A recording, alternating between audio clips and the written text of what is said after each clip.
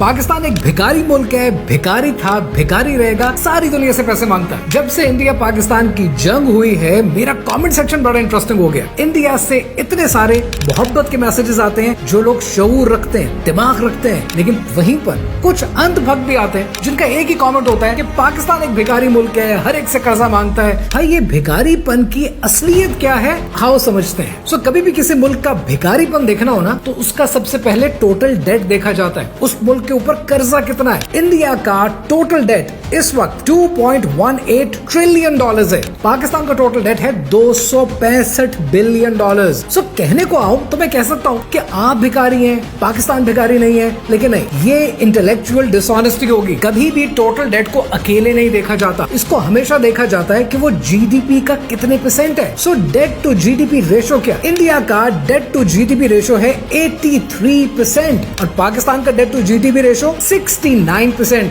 तो भाई भिखारी कौन हुआ? तीसरा इंडिकेटर जो लाजमी आपने देखना है वो है कंज्यूमर डेट, यानी हाउस होल्ड डेट कितना है। वो इंसान जो मोबाइल खरीदने के लिए, घर लेने के लिए, बाइक लेने के लिए कर्जा ले लेता है। इंडिया का इस वक्त हाउस होल्ड डेट है 617 बिलियन डॉलर्स और पाकिस्तान का हाउस होल्ड डेट है 8 बिलियन डॉलर्स। इंडिया का ये हाउस होल्ड डेट इंडिया के जीडीपी का 17% है और पाकिस्तान का हाउस होल्ड डेट पाकिस्तान के जीडीपी का 2% है। तो भाई भिखारी कौन हुआ? ये सब चीजें मेरे लिए मैटर नहीं करती हैं। जो चीज सबसे ज्यादा अलार्मिंग है, सबसे ज्यादा मैटर करती है, वो है इंडिया का जीडीपी। इंडिया का इस वक्त जीडीपी जो रिपोर्ट होता है वो 3.5 ट्रिलियन डॉलर्स है, द शाइनिंग इंडिया। लेकिन इसकी हकीकत क्या है, आइए समझते हैं। 2014 में जब मोदी की गवर्नमेंट आई तो उन्होंने सबसे पहला काम क्या किया? जीडीपी की कैलकुलेशन का मेथड ही चेंज कर दिया। इंटरनेशनल मेथड पे चले गए, जिस मेथड के तहत उन्होंने फैक्टर कॉस्टिंग को छोड़कर मार्केट प्राइसेस को अडॉप्ट कर लिया। अब इसमें बुराई कोई नहीं है, इंटरनेशनल स्टैंडर्ड है, लेकिन जो बुराई इंडिया ने की है ना, वो ये कि अपनी 45% इनफॉर्मल इकोनॉमी को कैलकुलेट ही नहीं किया। अब इससे नुकसान क्या हुआ? नुकसान ये हुआ कि इंडिया दुनिया को तो कहता रहा 7% ग्रोथ रेट है हमारा, 8% ग्रोथ रेट है, on ground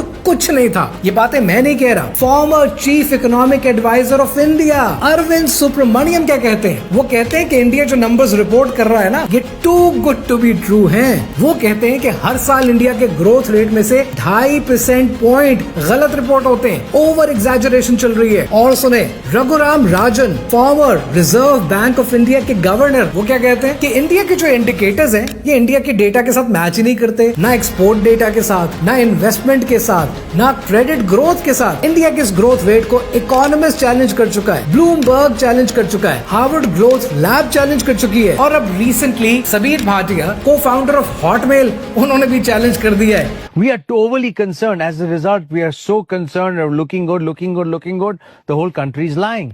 Our GDP is all wrong. इतना झूठ बोलेंगे आप? ये झूठ बोलकर आप अपने आवाम को सही फैक्ट्स बताने को तैयार नहीं है। And you've been saying it, shining India. Where exactly is it shining? All data misreported and miscalculated for political gains. भाई अब कहने पर आऊँ तो इंडिया के बारे में और भी बहुत सारे भेद खोल सकता हूँ, लेकिन फिर क्या करूँ? आप ही का गाना याद आ जाता है कि पर्दे में रहने दो, पर्दा ना उठाओ। पर्दा जो उठ गया तो भेद खुल जाएगा।